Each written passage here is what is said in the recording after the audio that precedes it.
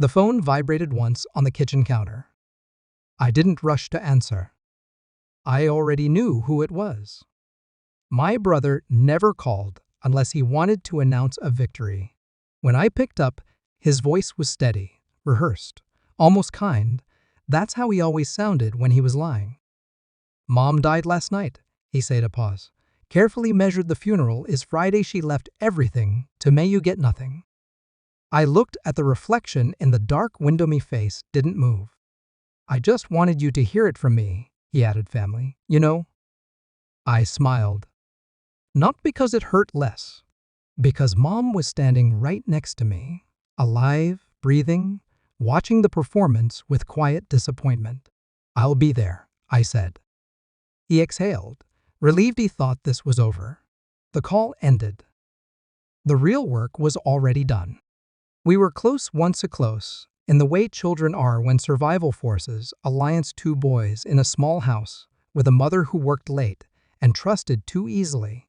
Was the quiet one, he was the charming when teachers loved him, neighbors trusted him, adults forgave him. I cleaned up after him. He learned early that I would. When Dad left, Mom leaned on me for stability and on him for comfort. He paid bills, she told stories, she needed both of us. But she admired him more. Charisma always looks like strength when you're tired. I didn't resent him. Vini believed loyalty was a shared language.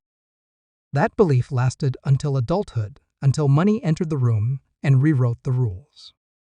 The first crack appeared as a joke. "You're good with numbers," he said one night over dinner. "You should handle Mom's finances, she trusts you." He smiled when he said it. He didn't see the blade yet. I took over quietly: accounts, insurance, property taxes, medical bills. I saw everything. I documented everything, asked questions. I listened more than I spoke. And I noticed patterns. Withdrawals that didn't match expenses. New signatures that mimicked Mom's handwriting, but leaned too hard on the curves. Conversations that stopped when I entered the room. Mom began forgetting things, small things. At first it test names, then instructions she'd given the day before. My brother stepped in eagerly. "Don't worry," he'd say, "I've got it." That's when I stopped trusting and started watching. The proof didn't arrive like a thunderclap. It crept in a missed payment document. Filed twice. It will revision, dated on a day Mom was hospitalized and sedated. I didn't confront him. That's what he expected. Instead, I adjusted. I recorded calls. I mirrored emails. I confirmed filings directly with attorneys who didn't know they were being audited. And I spoke to Mom not like a son protecting her, like a man returning control to someone who had been quietly erased. She cried when she understood, not loudly, just enough to steady her resolve. "I didn't raise you like this," she said, not to me. She asked one question: "What do we do?" I answered honestly. "We let him think he's won." We rebuilt quietly a second will, a trust, a power of attorney that bypassed him completely. Medical confirmations of her competency on dates that mattered, video statements recorded in one take. No edits, no ambiguity. I handled the logistics, Mom handled the message. "You don't need to come by so often," she told him one afternoon, smiling. "You've done enough." He believed here. He always believed what benefited him. When he suggested consolidating assets under his oversight, we agreed. When he offered to take the burden off, we thanked him. Every move he made tightened the noose he couldn't see. Then came the final act of arrogance. The fake death. He didn't know Mom had scheduled a private medical retreat out of state. He didn't know her doctor was in. On I that didn't know, I'd arranged for her phone to go dark and her email to auto-respond with a vague message about needing rest. He only knew silence. And silence is fertile ground for men like him. Within 48 hours, he filed paperwork, emergency claims, property transfer. She declared her dead before the state did. A rush the lie because he couldn't wait to enjoy it. That's when he called me. The cruelty wasn't accidental, it was deserter. And I smiled because the trap had closed. The funeral was beautiful, closed, casket empty, of course.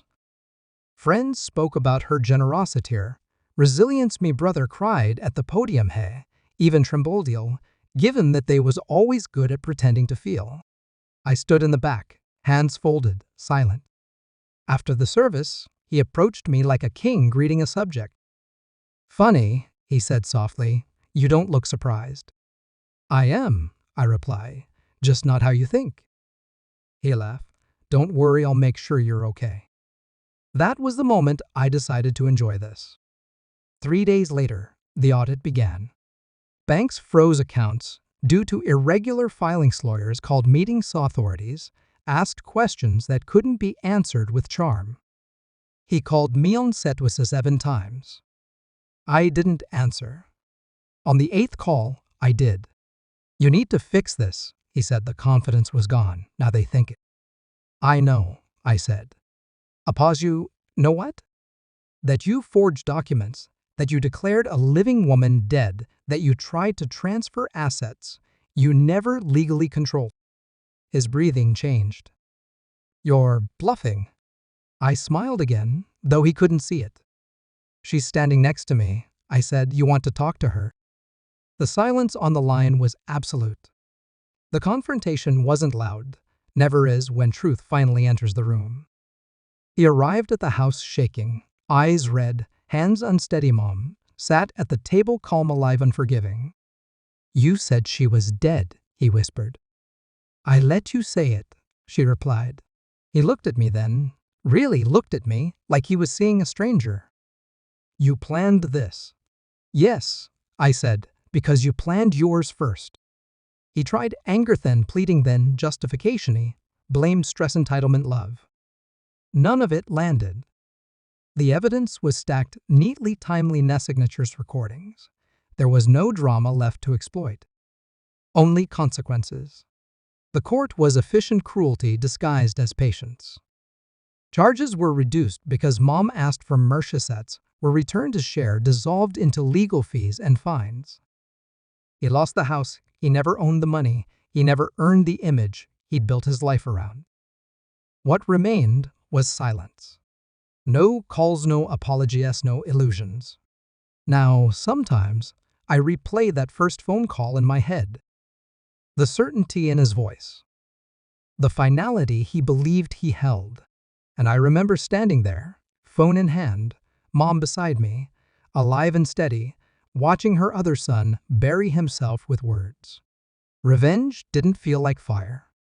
It felt like balance. I didn't raise my voice. I didn't raise my hand. I let him finish what he started. And when it was over, when the house was quiet again, Mom looked at me and said, "Thank you for seeing what I couldn't." I nodded. No speeches, no victory lap. Just relief. Because betrayal doesn't deserve rage. It deserves precision.